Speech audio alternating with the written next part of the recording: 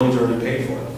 Does the school district work on a zero-based budget, or do they work on a budget like the national government that it's a base and they just keep adding more every year? Here's what happens, if anyone wants to be involved, and you should be, I always tell folks, if you have children, you don't have children, you're retired, you're even a tenant, go to your board meetings. And I always suggest going to the school board because it's the biggest piece of the pie. We all have very busy lives, especially now.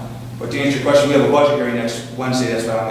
That's what I'm bringing up. Not a hearing, but we're going to start talking about it. And what Georgiana was asking, what we do, and I'm glad it's a really good question, we build a budget. And what they do is they build in that budget a tax increase. And what they do is that this last year we got an increase of $2 million. That's what they base it on CPI, which is the Consumer Price Index. So we're at 49 million. They're going to ask for whatever the maximum is, but they'll probably capture at least 2 million based on what CPI is this year. But you're building a budget that's an increase. You should be building that into your budget. It's like me coming home to my wife in May and saying, "Honey, I want to, it's going to be a really hot summer, and I think let's get an in-ground pool. It's cost us about $10,000. Well, how the heck are you going to pay for that? Well, I get that bonus in December for $10,000 to $15,000. We'll just pay it off then." Let's put the cart before the horse. We don't deal in reality with budgets like that. Then you're buying on credit, and that's what's happening on a lot of this. I don't know if your township does that. Does that answer your question? What we have done for the last 2 years is we zero out our budget and start from scratch every year. Oh, I see what you're saying. No, we don't. No, we don't zero it out. Everybody's got to start with zero and justify everything they need for that coming year. Yeah, that would be fantastic to do. That's a great idea. I don't think it'll happen. I don't think it'll happen in my neck of the woods. Or in our lifetime. Yeah, if anyone has read the Daily Herald yesterday front page, you can read about that. I won't get into it, but you read that page. It's about purchase cards or procurement cards. And it's a great article. You can find out where some of your money's going. But I got a question for you. Why can't school boards live within their budget or less, like we have to, because we're all retired here? We didn't get many raises. Absolutely, no. So we have to live within the money that we're getting from the government. Right. So why can't the school board, school districts, okay, here's your budget, you spent 49 million, this year we're going to do 48.5 million. Why do you need 2 or 3% more every year? You need to go to the unions and everybody else and say, hey, we got people out there that can't even keep a job. They're getting fired, and the economy is going down the tubes, and you want 4%? I don't think so. We'll give you 0.5%. Like it or walk the picket. Well, if you looked at yesterday's same paper, looked at what Grace what they gave the police officer and firemen. We want. I have the highest respect for teachers, police, and fire, but I get beat up all the time because I ask those questions just like you did on my board. They make you out that you're against them, and the fact of the matter is, it is tough times. Everything should be going down. Budget should be decreasing. In my district, we got a finance committee formed 2 years ago, and we just found out a month and a half ago that we've reduced, we found $7.25 million in savings.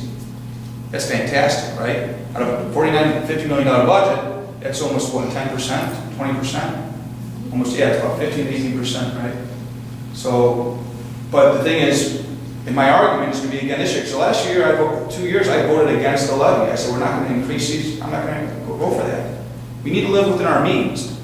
And when you show that you have that much in savings, well, then why are we asking for more? Why isn't our budget decreasing 7.25? Now, you're going to hear a lot of this year. Well, the state transportation and all these funds, they're right. But our district, we're unique. We got a very strong, I'll say we got a strong board. However, that 7.25 should adjust. And if you think the last 2 years, we did not go up 7.25. There's no way that, if you did, then I'd like to see it. Where's the money go? P cards? Did you read that article? I read the paper, yes I do. So, but here's people might not agree with this, but don't take it to the wall with it, but the 3 reasons why budgets are increased are really because of salary, pension, and medical. Unless you control those costs, in the private industry, in your own household, we control those costs. In the schools, in the taxing bodies, it's harder to control those costs because you're not really producing something that has a return on your money. We have children, so what we do is we value our children. You know, if they're meeting the scores and testing and whatnot. So why doesn't local government follow the same rules that household, small business, and corporations follows? Well, there's no incentives really for it to be efficient. They're inefficient.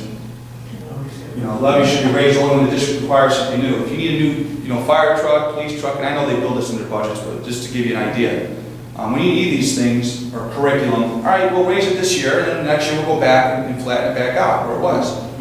We'll all pay our fair share, but that doesn't happen. That's pretty much this, the presentation. I'll take questions. You have lights? Yeah.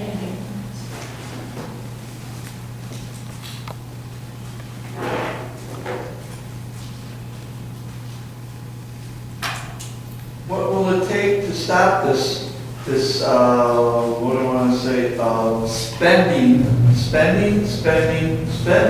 It's there, spend it. What is it going to take? Somebody going to stand up and go wacko with the 2x4 and say, okay, Miss Correll or whatever her name is, stop spending the money.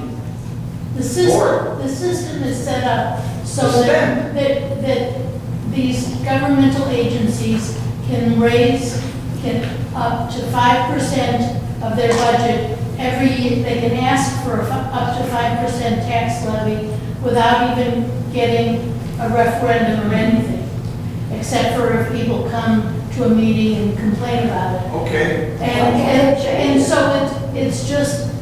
it becomes automatic that governmental agencies ask for the most.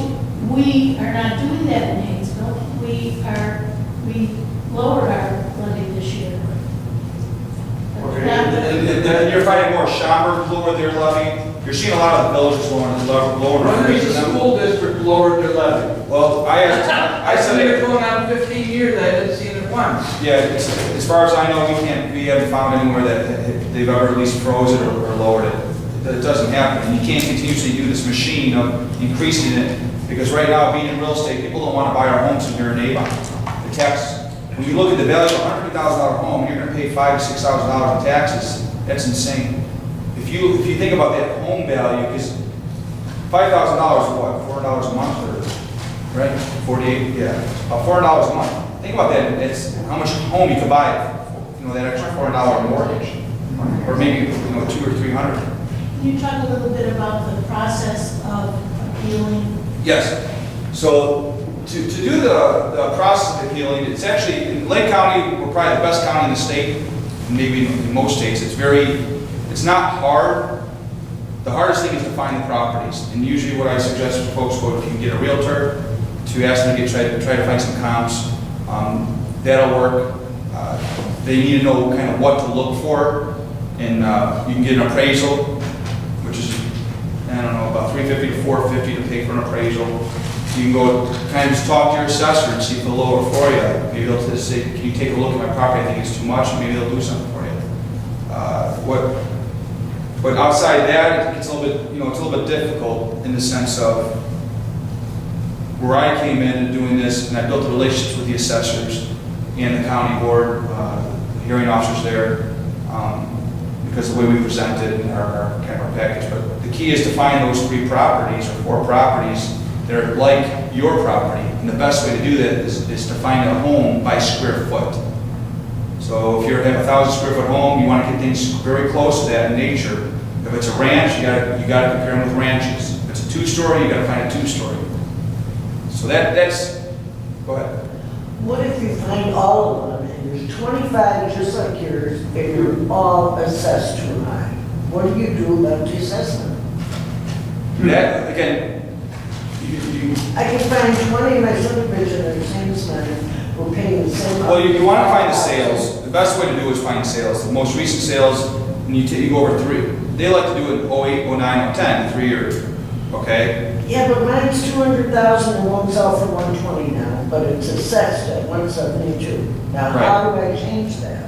So what you do, you know, the lake, if you ever go, has anybody been here to the Lake County website?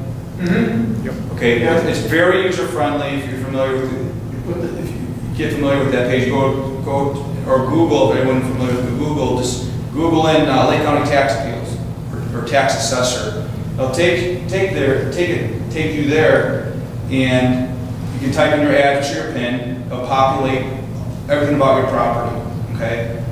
Make sure there aren't any mistakes.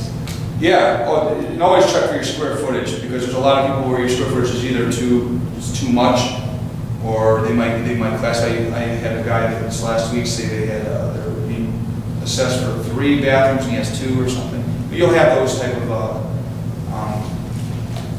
minor issues. But then if you go to the bottom of the page, there's like 4 little boxes that you can. One is like select properties by comparables. You can click on that and it'll show you. Sometimes it'll show you what houses have sold within like a quarter mile, and you can use those as comps.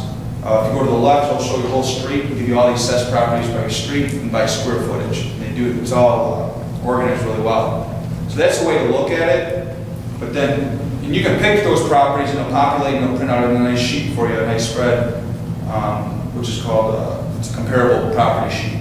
And it populates itself, and you can use that to give to your assessor. Is that going to work? I can answer that for you. But that's where I came in. And what you're saying, if you have a group of people, it's better to get a group of people to do it so you're that one loud voice, and it'll make them think twice. Does it change it? Huh? Does it change anything? Well, that's why I told the story about Padrona. It does work. It took a couple of years, but eventually everyone benefited from the efforts of the people that work it and rallying around. So it does take time. But again, Avon, we've had the misfortune of not having a really good assessor to get the job done. I know Bryce Curis, he's a great guy, but I don't know what happened. I just heard that he resigned. But prior to that, we had a gentleman there for 8 years. And look where we're at. We're one of the most over-assessed townships in the county. We're the 3rd highest tax township in the county, next to Zion and Waukegan. We were 2nd. If you are in the district of Avon and you have Grace Lake schools, we are the highest tax township in the county. And what I explained to my board last year, and if you read the Daily Herald, or was it, what's the other one they have? It's the internet. The Patch. One of them did a study that in May, Grace Lake was what? #1 with the most distressed properties in Lake County. Grace Lake, Illinois. And there was a study that I did last year, 2 years ago. I showed that, and I used Avon Township, and I used District 46 and 127, which is Grace Lake in the range K through 12, basically. And I took those 2 areas to show the resemblance of what's happening with properties and the distress. The taxes keep going up. There's a parallel. You can do this pretty much in most townships that are highly populated. 2 years ago, 1 out of every 3 homes were on the market or sold on the market that were distressed. Last year it was 51 to 52% of the homes that sold on the market were distressed. And there was about 112 properties sold, over 55 and 56 of them that sold in those 2 areas were foreclosures. And there's a tie to that. There's the high taxes. People can't afford it. When you keep on raising the taxes, that's an extra $100 a month out of their pocket, or $50, and they're already scraped it by anyhow. What I understood was that last year they did not take into account the foreclosure sale when they were figuring the assessed values, but that they were going to start doing it this year. Yes. Because that makes a huge difference. Well, here's the deal. They have been taking for the last couple of years. They didn't have to. That's what Marty Paulson, who's our chief assessment officer, he's He wasn't going to do that last year.